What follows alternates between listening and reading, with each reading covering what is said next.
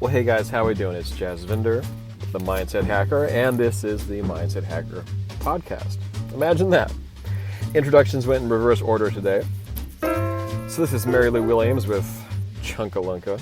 Just go look it up on iTunes. Pretty sure that's where I got it. So anyway, guys, how is everyone? It's been a little while. So we are kind of leveling out in in the frequency or the density of communication coming from yours truly. So these might be once a week in the future. Who knows? I might do 8 in the next 72 hours.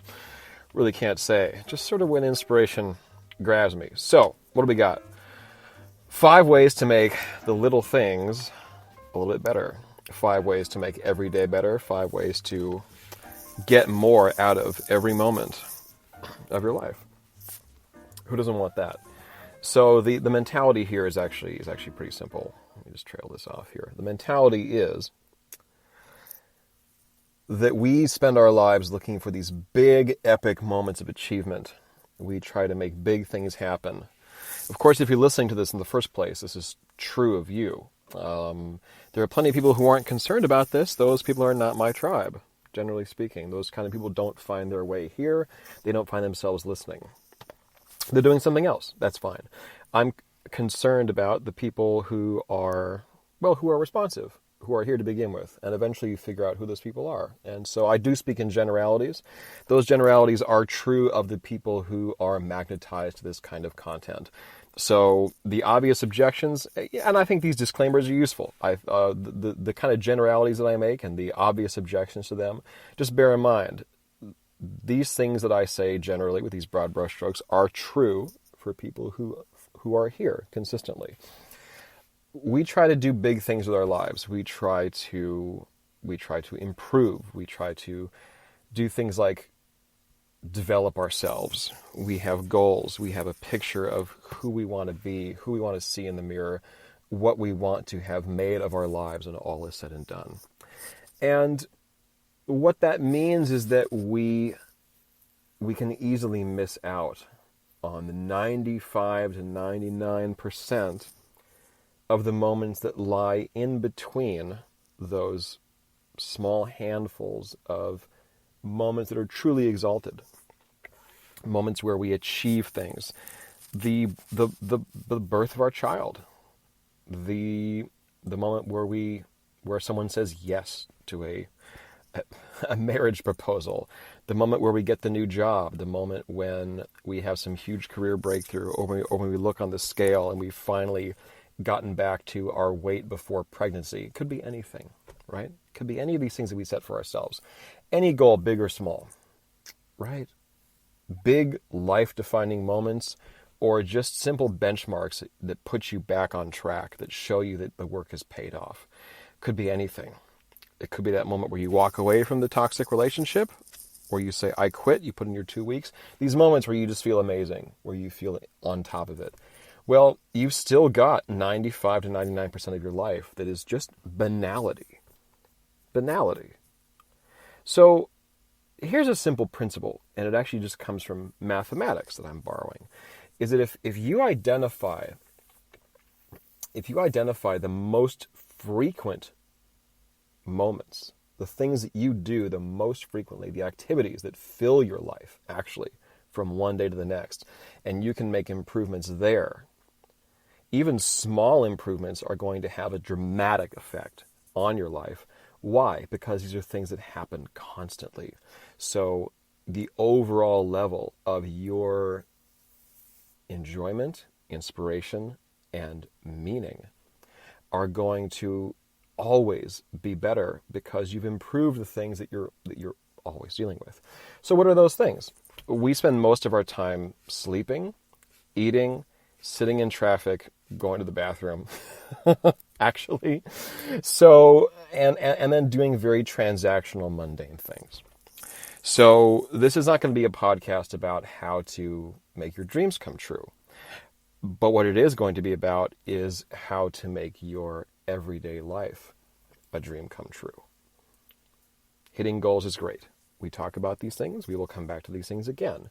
Right now, we're talking about how to take all the connective tissue of your life, so to speak, everything connecting everything filling in the space between what we think is meaningful and making that stuff meaningful. So without further ado, 5 things you can do. First one is, I would say, bring more warmth to transactional exchanges. Every single day I walk into some place where I can buy caffeine. Like most of us, I consume some kind of caffeine on a daily basis, whether it's a Starbucks, whether it's a 7-Eleven, whether it's some kind of hipster coffee shop, whatever it might be. So when we're face to face with someone who we're just buying coffee from, and of course you can adapt this example to any time you're at a register with anybody. And we all do this almost every single day. I would assume that we all do this every day in some capacity. Well, I make conversation. I don't overdo it. I don't shower this praise of, I really appreciate what you do. That can feel forced, and that's a lot more attention than what most people are expecting or are prepared to receive. But what I do say is, I do subtle things. I raise my eyebrows just enough to convey interest that I'm present. I modulate the tone of my voice to convey kindness and interest, and just make little jokes here and there. For example, there was a guy who had a tattoo on his arm that was taken from the Tool album Lateralis. It was that sort of flame-looking eyeball, and I said, I said, that's a Lateralis tattoo, isn't it? And he said, yes. And I said, I used to play in a band where the drummer was taking tabla lessons from the same guy who taught tabla to Danny Carey. Now, that might sound like a bunch of jargon, stuff that you don't know, but the point is he knew exactly what that meant. And that was a little something extra. And instead of just, I'll have a coffee, small, and then you pay and you get out. Or I say, how are you doing? How's your day going? How's your morning? I actually care. My mentality is, it's a person. Well, I'm a person too. That's interesting. I take interest in what makes me human. I take interest in the fact of my existence and in the depth and complexity of my moment-to-moment conscious experience. And because I take an interest in that and I find it interesting and I find it a gift and a blessing to have those things, I'm interested in the moment-to-moment conscious experience of other people. The life of an ant does not elicit envy from me. I don't wish that I was a spider or a koala or a tree. I am happy being a person, and I'm happy to be around other people, and I like to engage with them. You will have endless opportunities to do this. Just see how much better it makes you feel.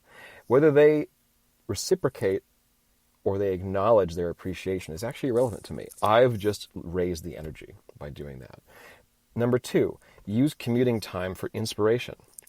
So if you're in traffic for a long amount of time, which almost all of us spend some amount of time commuting, well, you can make phone calls, you can catch up with people, you can listen to new music, you can, and how do you find new music to listen to? It doesn't mean new music that was just released. It might mean music you haven't heard before, which could be anything. When I meet people, I often ask them, hey, what are you stuck on right now? What's the song or the album or the artist that you're just stuck on right now? And they'll tell me something. And I'll write it down. I actually break out my notepad on my phone and I type it in. And the next time I'm in the car, I pull up whatever record it is by that person.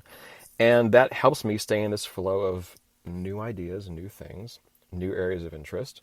And in a roundabout way, I'm learning something about that person, right? But it's more like that time in the car has now become about something else than just staring at taillights and hating it, which I think is important. What else can you do? Podcasts.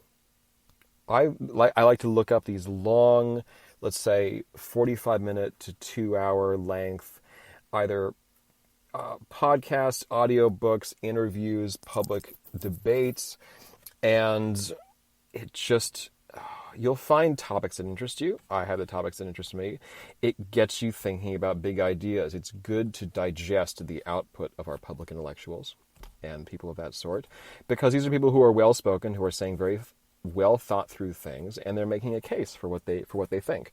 And it just raises the level of engagement in your mind. The other thing you can do, number 3, is eat consciously. Eat consciously. What I do when I eat is I contemplate the coordination between voluntary and involuntary processes. I contemplate the fact that I am paying my body for all the work that it does so that it can keep going. I think of myself as the CEO of a large company called my body.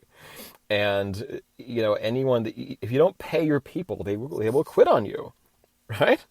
Maybe you've quit on someone because you weren't getting paid. Maybe you've been quit on for not paying. Who knows? But I think it's fun. I think it's fun to eat with this mentality. It's like a game. It's like it's a game because I'm looking at ways that I can think about things I do all the time that make them fun, that make them meaningful. And it's not forced.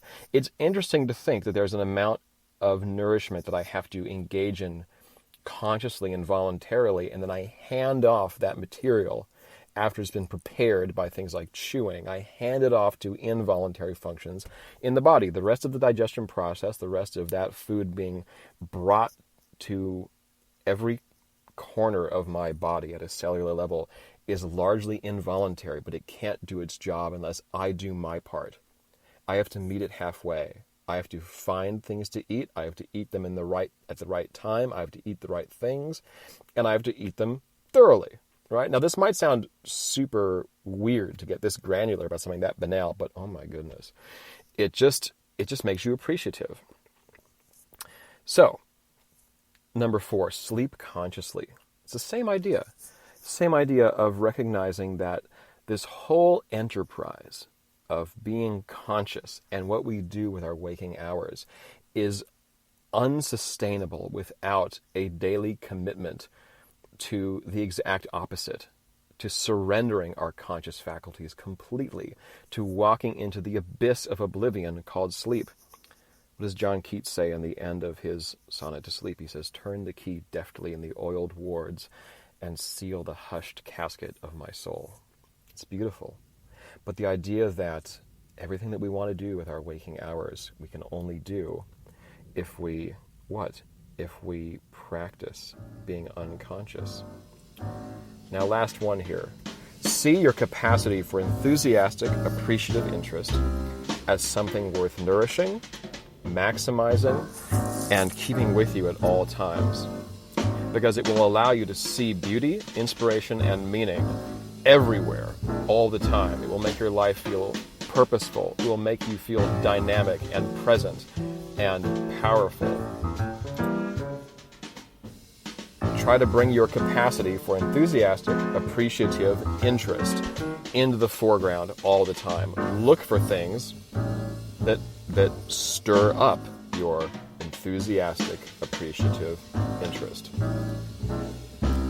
The person who has spent their life enjoying life and appreciating life and staying interested in life, that person wins. That's how you win. You want to win the game? You don't win by achieving more than anybody else or achieving more than you've ever achieved. You win by staying enthusiastically, appreciatively interested.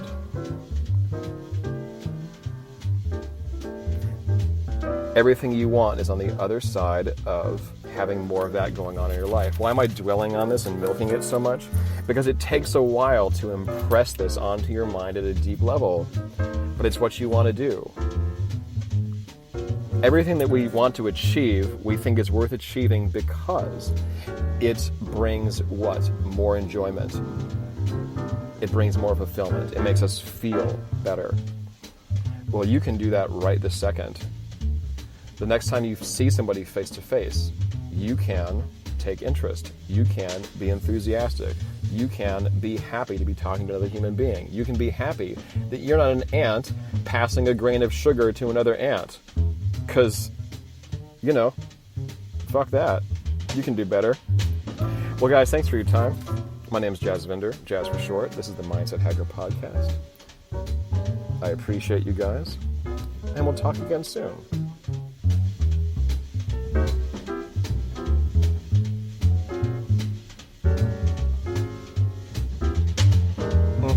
Still here.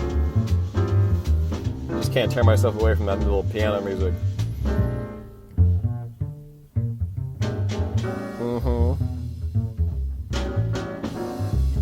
It's so good, isn't it? I think so. Bye, guys.